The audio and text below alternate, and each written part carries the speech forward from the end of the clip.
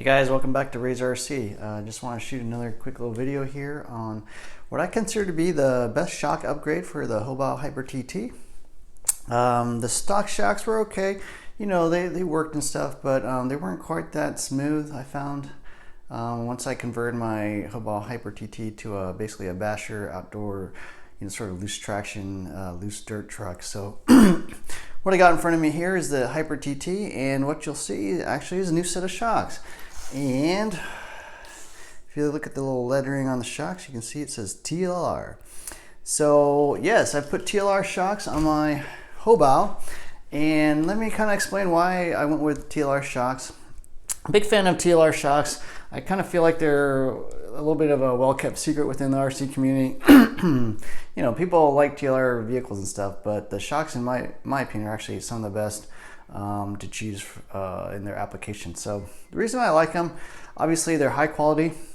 All right, you got all aluminum shocks. The entire thing is shock. The shock cap, the shock body, obviously, even this little adjuster's aluminum. The bottom basically cap is aluminum. So all aluminum, nice anodized shocks, big bore, obviously 12 millimeters.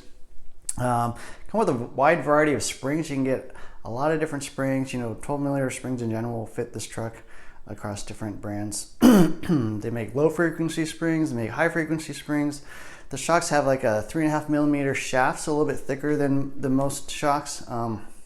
In the 10 scale world, it comes with 2 X rings. It's got a nice little bleeder cap with a little copper washer, so just a little extra sealing there.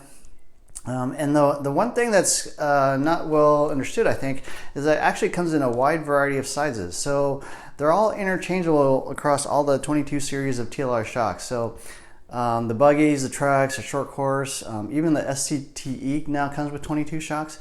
So you get a lot of different shock bodies, a lot of different shock shafts, all in different sizes. So you can essentially kind of customize the shock to the exact length that you want, the exact size, the exact length, and then that way it'll fit your vehicle with whatever application you want to use it for. Now, in this particular case, I've got what are 22.4 shocks, and either the 1.0 or the 2.0 shocks fit pretty well.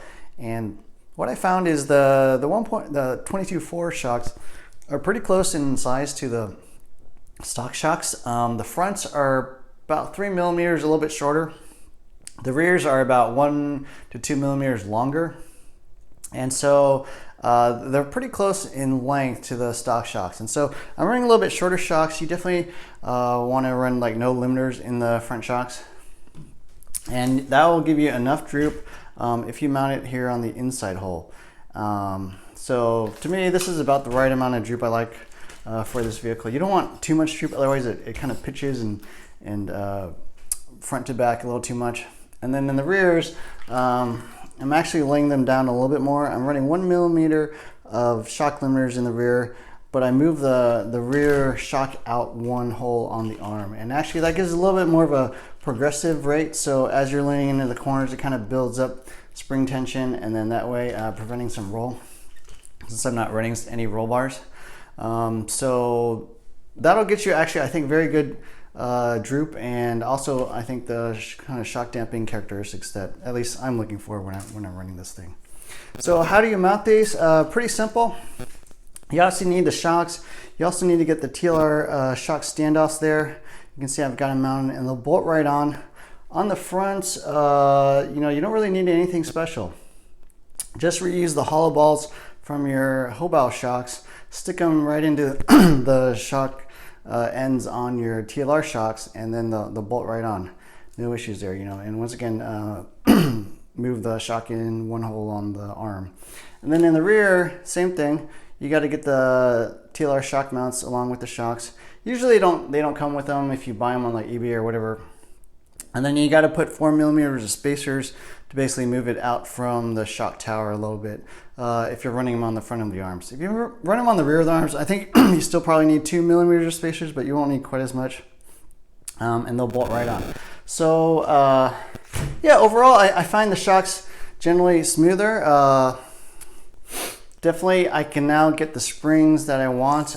There's a lot of different spring rates and a lot of different tensions. So this truck in general needs stiffer springs than most 10 scale vehicles. And so spring wise, I'm actually running purple TLR fronts and orange TLR rate springs in the rear. And then shock weight oil, you actually have to go up quite a bit from the stock shocks. And the stock shocks I was running somewhere between 35 and 30 in the front and about 27.5 to 25 in the rear. And on this truck with these shocks, I'm actually all the way up to about 50 in the front and 45 in the rear. It kind of depends on what shock pistons you use. So I'm actually running 2 by 1.6 millimeter pistons front and rear, and I'm running 50 weight oil in the front and 45 weight in the rear. I'm still kind of playing around with pistons because I think something like the SCTE pistons will probably work a little better. Something like a 5 by 1.0 piston in the front and probably a 5 by 1.1 piston in the rear will probably work a little better because it doesn't quite pack enough, I would say, when you're kind of landing big jumps. Those smaller multiple holes will actually pack a little more and still give you the plush ride over bumps, but then when you land, it kind of give you a little more pack and, and not bottom out so easily. So I'm still looking at pistons, but TLR 22.4 shocks, if you buy the 1.0s, they come with a 1.6 two-hole 1.6 piston in the front and two-hole 1.7 piston in the rear. And then if you buy a 2.0 22.4 shock, comes with a 1.5 by 2 in the front and a 1.7 by 2 in the rear. So I'm kind of running a combo of both of those, basically 1.6 front and rear. Probably 1.5s in the front, 1.6 in the rear would look a little better, but I didn't actually have that combination. So anyways, one of the great things about these shocks is a lot of times you can find 22.4s being parted out, you know, like brand new kits being parted out.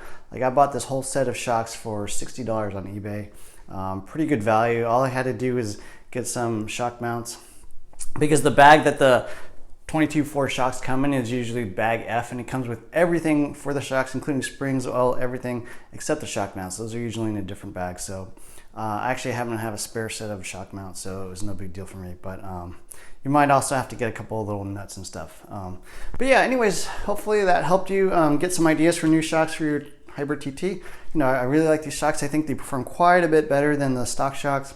Bigger bore, smoother X-rings, and they're also a lot easier to rebuild.